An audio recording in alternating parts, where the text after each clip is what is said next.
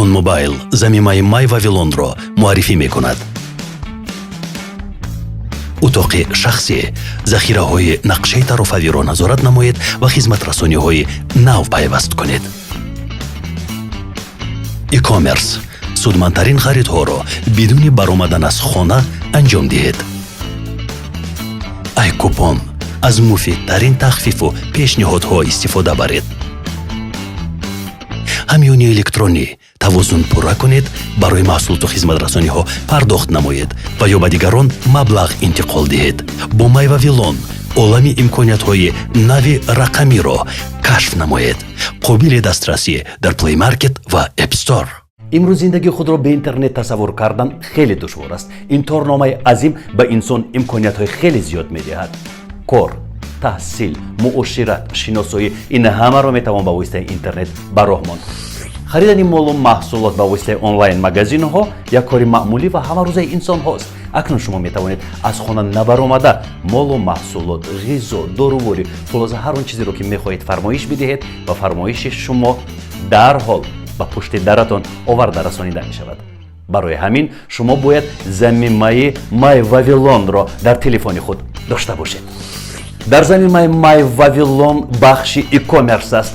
ба воситаи e-commerce шумо метавонед харидҳои хеле муфидро сари вақт анҷом бидиҳед. бахши iCoupon аз ҳама муҳимтарин бахш дар замимаи май Вавилон аст. тавассути бахши iCoupon шумо метавонед тахфифҳои хеле зиёдро ба даст биёред ва харидҳои муфид анҷом бидиҳед. акнун бо замимаи май Вавилон шумо вақти худро беҳуда сарф намекунед. ба ин ё он корхона рафта маблағ пардохт намекунед. аз дохили хона тавассути ҳамёни электронӣ шумо пули барқ, пули об, хидматҳои коммуналӣ, пардохти абонентӣ, хулоса ҳама гуна амалиёти пардохтиро метавонед анҷом бидиҳед. хулоса замимаи май Вавилон ёрдамчии ҳар яки мову шумо. салом алайкум дӯстон. соли 2017 тақрибан 3 сол пеш айнан дар ҳамин ҷо, дар ҳамин макон, дар шаҳри Душанбе, дар боғи Ирам бо сарояндаи зиндаёд номдор Баҳроми Ғафурӣ суҳбати хеле зебое анҷом дода будем. гуфтем, хандидем, ёдоварӣ кардем, тарона хондем ва бо умедворӣ ба рӯзҳои нек худоҳофизӣ кардем. имрӯз Баҳромҷон миёни мо нест ва мо аз яздони поку муназзаҳ талаб мекунем ки турбаташро рӯшан бигардонад. имрӯз дӯстони азиз бо таклифи бархе аз шумоҳо, бо таклифи алоқамандони шабакаи Орзу Channel мо писари Баҳромро ба барнома даъват кардем. Анушервони Баҳром меҳмони барномаи мо аст. Анушервон ҷон, хуш омадед. аввалан ман дуруди худро ба тамоми тамошобиён мерасонам. ташаккур. ҳамчунин дар барномаи мо имрӯз ширкат меварзад яке аз дӯстони Баҳром, Саъдиҷон. Саъди аз синфи шашуми бо Баҳром дӯстиву рафоқат дошт. Саъдиҷон, салом алайкум. салом алайкум. хуш омадед. саломат бошед. салом ба ҳама мухлисои акаи Баҳром. худо наматона нигаҳбон бошад. сипоси зиёд. Анушервон, баъд аз ин фоҷиа аҳли хонавода ба худ омаданд, каме аз ин ваҳшат берун шуданд ё на? медонед чи акаи Орзу, то ҳол ман мисол аҳли оилаи мо, хонагиҳои мо бовар намекунем ки хеле ҳодиса шудааст ё ки падари ман гузаштааст. ман ҳамин шахсан худам ҳис мекунам ки ҳозир падари ман ба ман занг мезанад, аз дар медарояд, занг мезанад куҷодаи дар куҷои, яъне ҳар рӯз занг мезад? бале, ҳар рӯз занг мезад. ман худам тақрибан 1 сол набудам акадар. бале, медонам. мо дар барномаи ногуфтаҳои карантинӣ ёдовар шуда будем ин масъаларо. омада будам, вақте ки аз Москав омадам ба инҷо, ҳай мо бо падар якҷо будем, вале на он қадар зиёд якҷо будем. хай занг мезад мегуфт чӣ хел чо кардӣ гиҷо даӣ дар як рӯз 2 3 4 бор занг зиёд занг мезад. бале мехоҳам ки мурур кунем аз он рӯзи бисёр ваҳшатбор. шумо дар кадом ҳолат ҳамон рӯз падарро дарёфтед? чӣ гуна буд? мо аввал ака шаб дар як маърака будем. ҳамон шабе ки фардо ҳамин ҳодиса шуд. ҳамон шабаш мо якҷо дар як маърака будем. маъракаро гузарондем. баъдан моро даъват кардан дар онҷо дӯстони рафиқони падарам шиштем. дар онҷо дар як ҷо даъвати онҳо шиштагӣ будем. баъд ҳамин хел ногаҳонам хел рафиқонашон омадан. ҳама якҷо бисёрӣ шудем. ва онҳо шиштем якҷо. баъд хестем аз онҷо хестем. падарам ман ки бо ҳозир амакам Анварҷон ки бале Анварҷон низ ҳамон ҷо буд? бале мо якҷо будем. амакам навозандааш буд. дар як ту якҷоя будем. ва мо вақте ки аз он ҷо хестем падарамро ба дигар ҷо таклиф кардан. вақте ки таклиф кардан падарам ба мо калиди мошинро ба ман дод. гуфт ки ба сӯи амакам гуфт ки Анварҷон гуфт ки бачаи маро бигир хона бирен. мисол мара даъват кардагиам. ҳамон шаб дили нохоҳам буд. мегуфт равам наравам намехоҳам. гуфт аввал омад сини ман гуфт ки мерем хона мерем ба хона меравем. гуфтем майли хай меравем ки буд занг задан исрор кардан занг задан. баъд гуфт калидро ба ман доду гуфт хай бо ҳамроҳи амакат равед. яъне бо дили нохоҳам? бале бо дили нохоҳам будам. дар он ҷо баъд садиҷон шумо он ҷо набудед?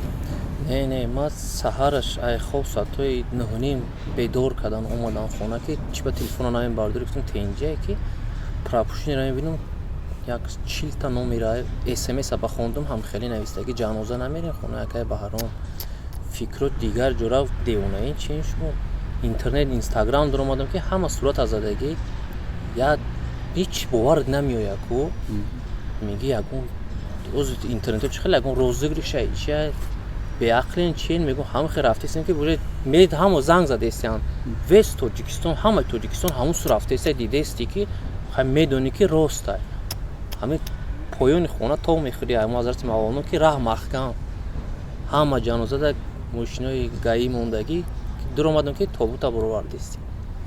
ба сари манзил рафтем ёра хай ҳамҷо дидем. хулоса он шаб шумо бо амакатон баргаштед ба хона? бале мо ба хона баргаштем. амакамро ба хонаашон мондам ва ман ба хона рафтам. субҳ буд. саҳар соат тақрибан 5 ё 5:30 буда ка вақте ки як бедор шудам як дидам ки телефонам занг задааст. амакам Анвар ба ман занг задааст соати 5 саҳар. бале ман телефонам беззвучни буда ка ман нафаҳмидам. телефонро ки дидам ки айдар баромадам айдар ки янгам омад.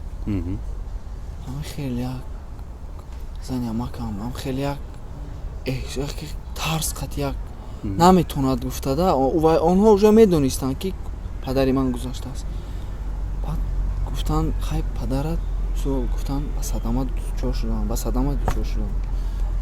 ман гуфтам чӣ хел аст соз аст чӣ? аммо ман дидам уже телефона дидам уже ман дилам уже дур рафт. як ҳолате дағал дидам. акаҷон медони чӣ хел тарс ҳамин гуфтам майлаш авариам зада бошанд худо занг занам соз бошанд. гуфтам хай созай ки занг задам. амакам да гуфт ки амакам аввал нагуфт амаки Анварам нагуфт амак. баъд гуфтам як овози гирья қади гуфт отат ҳамин ҷае гуфт ҳози духтуро дидестиян гуфт ки телефона бо кушт. бо як бор дига занг задам. гуфтам амакиҷон мисол гуфтам хай мара биген агар ягон чӣ боша мара хай биген. ки гуфт ки хай ануҷон падарат гузашта гуфт. ҳамин хел як медонед акаҷон танам ҳамин хел ях шида михели. баъд ки бародарам эҳсонҷон қатӣ будем хай гуфтам мерем хай қараболо мерем. баромадем рафтем то ними раҳ рафтем ки занг задем ки گفتم خیلی کو یک پرسه ممکن آورده استیان شو وقت گذاشته باشم میارن شو کی زنگ زد که ما اومده استیم گفتم ما گشتیم ایرا با دیگر راه ما اومدیم با دیگر راه اومدیم که علاقه ماشین اونها اومدن به خونه در آوردن در اومدن پدرم خوب بستم خیلی باور نکردم که پدری من است روی هایش زخمی نبود نه اکا جان میدونی روی زخمی نبود همینجا بخی همینجا لبش همین لب خیلی ضربه خوردگی بود خیلی ضربه خوردگی بود اگر نه روش ساز بود همه چی هم خیلی خوب پس مخمت هم خیلی یک حالت استرس دقیقا دیدم اکا جان که از یگون جوش زخمی نبود زخمی همین وقتی که پشت سرش خون همین مغزی سرش رو گفتنم زدگی خون اومده است خون بس نکرده کم خون اومده است پشت سر ترم خون بولیش خونه دادم دیدم نتونستم که برومد علاقه یکا جان اومده استیان آدم و همه ساعت 4 این واقعه شده است 4 این واقعه شده است همه خبردار ما بخبر روی چند کس اومدین علاقه خبر گرفتن کچیگا پچیگا ما در اون وقت همه خوب بودیم اکادیم که خیلی دیدم خوب است یک رفتم بالای سرش رفتم یک بالای سرش یک قبیدم خیلی روشا که تنش خونو که میخواه که بله منم از هر یک نفره که همون روز در بری من بودن به خاطر پدرم اومدن و هر یک اونها سپاس خود رو میرسونم که همین روز در بری ما بودن اومدن قدر کردن بعد گفتم باید ما بروقتر براریم این مثال جنازه رو باید بروقتر کنیم بعد در آوردیم ششتن در اونجا بودم همین پشت سر همین سر ضربه خورده بوده کجون همین وقتی زدن از ماشین به یک گفته که میپره سرش در همین بیتونک میزنده در درونی جویبار لطاق همونجا داد میغلطه سرش همون ضربه سخ همونجا میخورم شتستیم خون بس نمیشه کجون خون اومده است هم خیلی شتستیم بعد کفن در پیچوندیم شکن ویدیو کردیم هم خونگی ها جنازه شون که روزی بهت روزی خوب بود روز سعیدی جمعه بود که بعد در اون جنازه رو خوندیم خیلی بعد بردیم آخرین وقت ها چی میگفت سعدی؟ شما که زیاد در توی سور مرکه ها هنگامی ثبت نیان ترانه در کنار بهرام بودید آخرین وقت ها چی تصمیم ها داشت؟ چی میگفت؟ حرفهایش در چی خصوص بودند؟ برای ایجادیات؟ بله برای ایجادیات ها سروداش آورده بود که من استودیا چند محکم بود و آمده بود گفت سرودو ما دیگه میاریم که بعد 2 هفته پیشش پنجکین دوا خوردیم معرکه آمد که ما همون جاییم بعد کوروی همین هم شکسته بوده کوروی کی؟ انوش همیسته گفت سرودو را کنیم ایدم خیرم با امید 11 سال مکتب موسیقی تمام کرده دیگه انوشیروان مکتب موسیقی تمام کرده دیگه 11 سال با کنسرواتوریا 2 سال خونده دیگه و غیر از این باز در خیتوی تحصیل کرد ما با خیتوی رفتیم بعد از این یعنی میخواست که کارهای جودی انوشیروان رو پیش ببرد کوروش نقطیخشون هم مصلحت کردگی بود و ایدم گفته بودم ایرا ما یک حدیثه را نقل کرد و موی تنم خیستم 1 هفته 2 هفته پیش این حدیثه که خواب میبینم همین در روز دیل میکرد همین را با وقتی که 2 هفته پیش تقریبا که جون در ماشین یک جویه رفته است بودیم بعد گفتیم بعد هم خیلی زیق بودن هم خیلی بعد گفتم چوکت نمیتا جون گفت هیچی نمی گفت شو یک دوستی یا در جوانی یک در وقتی همین دانشجویی در همون محله همون همسایه بودن در یک جا خونده بودن احرار نام گفتنی شخص بود و هم حافظی میکرده که حافظی میکرد همون وقتای جوانی نمیدونم با چی سبب از دنیا میگذارن همون کس بله فوتیدن که نمیدونم با چی سبب وای رو در خوابش میبیند که او با سوی پدرم میگوید که بهرام جان حافظی سر میکنیم سیمی پدرم میگم همین خطی زیق بود همین خالی چی بود همین خالی گفت چی من گفتم خیلی تجون خیلی که خوبه وای دید که من زیق شدم گفت یک همه صده گفت این خوبه گفت میگذره همین گپا تاب داده خیلی گپا дигар тараф буд. یعنی دوستی فوتیدش در خوابش در اومد بله. و تکلیف کرد که یک جا به سر نزدیکی میکنیم به نزدیکی سر فروخوانی رو میکنیم. شروع میکنیم. بعد وای یک همون دوستاش یک پسر داشت تقریبا 22-23 ساله بوده که وای هم بیمار بود. همون صبحی که پدری من در صدمه دوچار شدن گذاشتن همون صبح پسری او هم از دنیا میگذاره. چی صبحی نحسه؟ بله. چی صبحی؟ همون صبح یک جا هردشون از عالم میگذارند و بعدم خیلی وقتای اخیر بسیار میگفت ما چی داشتیم؟ ما که ساختمان داشتیم. میدونم گفته بود ساختمان بهرام. داشتیم امی تست کنم که خونه بدرم تست کنم که خونه بدرم و همونجا در همون ساختمان یک مثال یک خش تبارمون بود با سوی هوای میگفته است که با ما وعده داده بود که یک روز میرویم ساختمان رو میبینیم شکراب میخوریم. همون را گفته بود که اگر همین خودم هم نباشم همین فرزندم همینجا با حضور زندگی کنن همین گپا رو سینی همون خش تبارمون گفته است همین گپا رو سوی هوای گفته است. یعنی بعد دیدن همین خوب علاقه گویا که میدونیست همین خیلی رفتارش هم خیلی یک چیز فراموش کردم که بعد همین چند هفته پیشش در استودیو در همین بینی که گپ زده بنده برای اونش پیشکی گفته بودم که اکا جان یک بچه که نامش گرفته میشناختنش گفتم آوازش خوشرو که همین سرودی 50 رو بخونه خیلی ملایمه کدا گفتم که چه خیلی شید که نه گفته انا خیلی ایستو ترسیدم گفتم نه مایلی وای خیلی گاونه میزد گفت سعدی جان میدونی که همه ما بسیار خدمت کرده بسیار گفت چیزی میگی ما ها میگم سرود اینا برای دیگه حافظا میکنم سرود ما را نرسیم ما زنده ایم خیلی کدستین ما بمرم ممکن با بخونیم برای که هیچ کار کردن نمیتونم ده این خیلی گفته چند هفته پیش یادش کنین مرحمت وای خیلی میگفت یاد کنین سرود هم آدم میگذاشته که محفلو ده بشینین بخونین یاد کنین مرا یا که فلانی حافظ سرودش بخونین یاد کنین یعنی نامش رو به زبان بیارید سرودش خونین دام بگیرید. سعدی جان راست میگوید شما. من در چند صحبتی که با بهرام انجام دادم در اطراف این مسئله ما سوال و جواب کردیم با بهرام که یک ایجادکار بود، یک مرد ایجادی بود، یک آهنگساز بود، یک ترانه نویس بود. برایش خیلی دشوار بود تحمل کردن اون که به اجازه سرودش رو میسرایند. در قلمرو افغانستان چندین سراینده ها ترانه های بهرام رو به مجوز به اجازت سرودند. میدونید این رو شما انوش. در مملکت خودمون نیز در اروپا فارس زبان ها به مجوز ترانه هایش رو سرودند.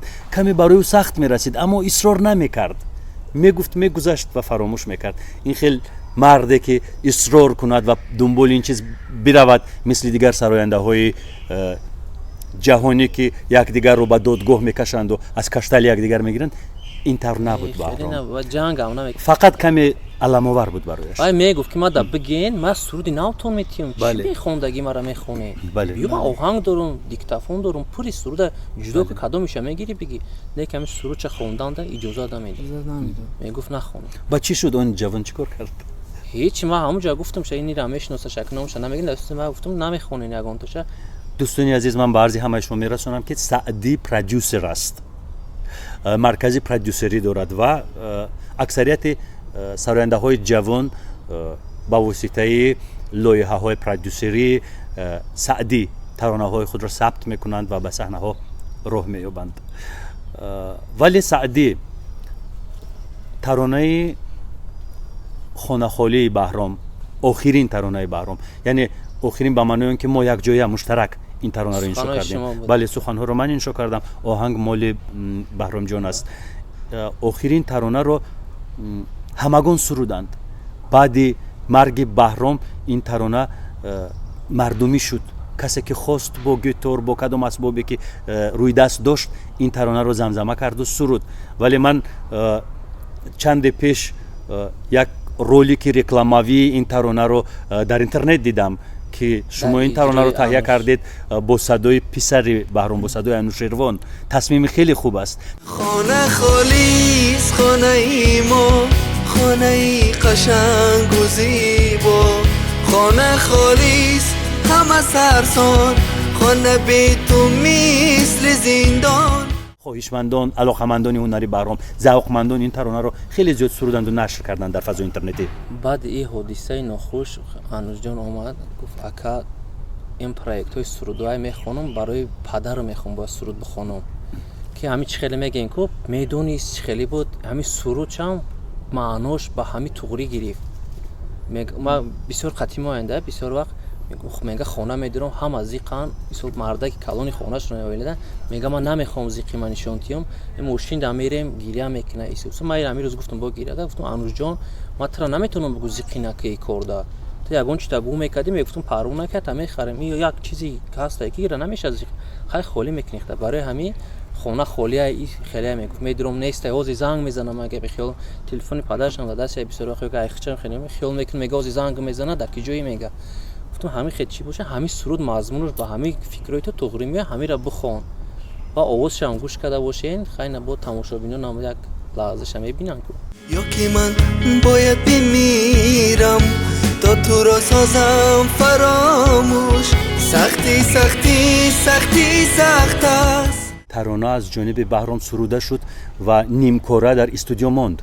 بله وقتی که دلی نخواهم وقتی که به استودیو به ثبت میرفت همین خیلی دلی نخواهم بود که هم مجبورش کردن که 2 روز پیش ای حادثه در استودیو خوانده بود نواش همین در ترانه اینستاگرام خانه پارت افته بود خاموشه خاموشه تیار نبود انا تیار نشده ای کورش در کدام استودیو این کورس ایرا را در گرفت؟ کدام در استودیو شما نبود؟ نه در استودیوی اینه حسن مدودوف استودیو حسن مدودوف کار کرد نشده است تا هنوز. نه آماده شده است اما چه خیال میگن که حالا خوش رو آماده نیست. یعنی لایحه رو شما گرفتید یا نه؟ بله گرفتیم پروژه رو بله گرفتیم با صدای بهرام با صدای بهرام نگرفتگیم خالی موسیقی تنظیم موسیقی را گرفتگیم و موسیقی و یک اوجا گرفته نمیشه واز این انوش جان در استودیو ما خواند و یک باید روا با دلی که مثلا که بهرام میخواست که سروش تیار کنه باید چی نه به هم خیلی تیارش کنه یعنی این ترانه فقط با صدای انوشیروان میبره با صدای پدرش نه انوش خوندگیش کلیپ کردگیم کلیپش میبره و اون خواندن بهرام یعنی گم شد نه خواندنی که هنوز کار کرد نشده است. نه وای میبره اون رو شما وای MP3 میبره وای MP3 میبره در شکل ساوند ترک MP3 آودیو ورسیش میبره یگون کس نقش نآفریده است. نه گفتم موزی خیلی کنیم خلق مو دیگه خیلی قبول میکنه همین چیزی که همین میبینه یگون فرگمنت ها عکس های بهرام نیست هست چی استفاده کردید همین رو بگویید. مثال اونجا اولی کلیپ داد کلیپی چی توش سرود در بالای ماست دویدگی بود که بهرام تو کجا رفتی جوانی خطا بردیم همونجا دویدگی شد در ایرم همونجا سیامکا کدگه مثلا در همونجا خونده است نیستی میگه یک رسمش پیدا میشه و در اون خونه گیتار رسایی بوش نیست گذاشت گیتار چنگ گرفتگی او قدرش گیتارش تازه میکنه آغوش میگیره همچون پدر خودش که ما تعمیر دوام میتیم ما گیتار را نمیمونم چنگ شدن چنگوش تازه میکنه که ما همین کار را دوام میتیم